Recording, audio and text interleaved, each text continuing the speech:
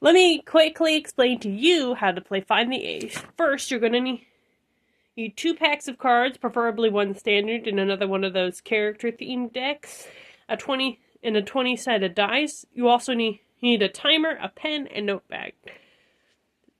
First, you gotta shuffle all the cards thoroughly. Then you want to roll the dice, whatever number you land on, that's how many cards you draw, and you repeat until you find the Ace of Spades. That's the basic premise, but there's more. If you drew the Ace of Hearts, you get to draw 4 more cards that you rolled unless you rolled a 20. Then you can draw 5. If you drew the Ace of Diamonds, you must reshuffle the remaining deck unless you rolled a single-digit number. Then you get to draw 4. If you drew the Ace of Clubs, you must reshuffle the entire deck unless you rolled exactly 10. Then you can draw 3 cards. Remember how I specified that you should get 2 different decks? Well, that's because in a character-themed deck, the Ace of Spades isn't as decorated as the legit deck. So you essentially have a false Ace of Spades. If you find the false Ace of Spades, guess what? You lose. But okay, got it all set. The Ace is either help or harm you. Now there's more in the cards of the deck. But there's more cards in the deck. Let's talk about the royals. There are 3 royals of each of the 4 suites because you have the character-themed cards, you also have a false version of each of the royals. Drew a King of Hearts, take half the remaining deck. Drew a false King of Hearts, shuffle back half the cards in your hand. If you have an odd number of cards, you are immune to this effect until your cards are even. Drew a Queen of Hearts, flip the remaining deck over and take 5 cards before flipping it back over. Drew a false Queen of Hearts, reshuffle exactly 5 cards from your hand back into the deck. You are only immune to this rule if you have less than 5 cards, and the effect takes hold as soon as you have 5 or more cards. The false versions of any ace makes you immune to any false royal effects, but only if they are of the same suite. Drew a Jack of Hearts, you get to sort through the entire deck for 1 minute without rolling. Remember when I mentioned the timer? Drew a false Jack of Hearts, you lose the game unless you rolled exactly 10. If you drew a King of Spades, you must draw 13 cards. If you drew a false King of Spades, you must reshuffle any cards with the Spade suite back into the deck. This effect is only nullified by either finding the true ace in that hand or rolling any number divisible by 5. I do have to mention that you can't re-roll if you have a number divisible by 5 or if you don't have a number divisible by 5 already. If you drew the Queen of Spades, you must draw 12 cards.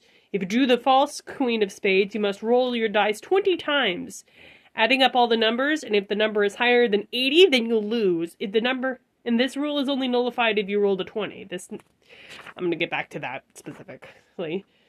Let's see. If you drew the Jack of Spades, you must draw 11 cards.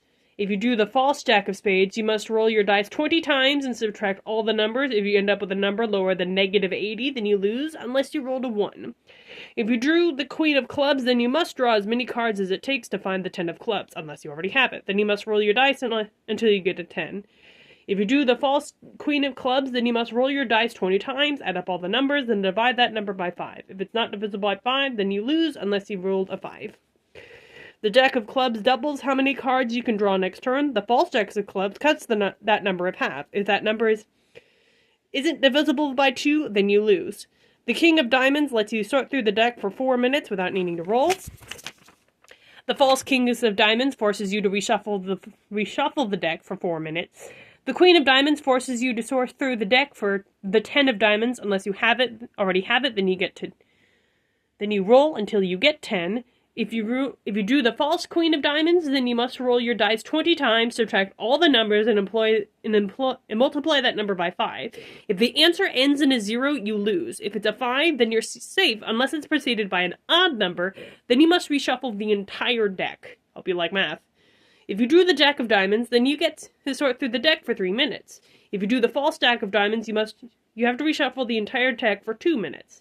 Important to note, this is what I was talking about earlier, keep that little thing in mind, is that to keep track of what you rolled before you re-roll for false royals. If during a re-roll you get any number specified numbered above and think that will stop the effect, it will not. It only counts if you rolled the number before acting on any of the specified rolls above, so pay attention. Let me see. If you ever drew a joker, or have a joker in your deck, my deck doesn't for reasons, I lost it.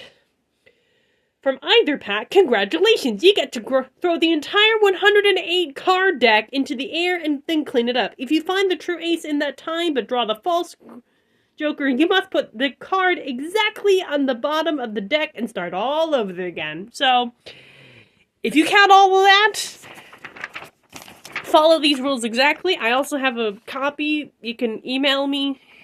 I'll leave my email in the description. And I'll give you a copy. But yeah, that's how you play Find the Ace. Good luck, gamers!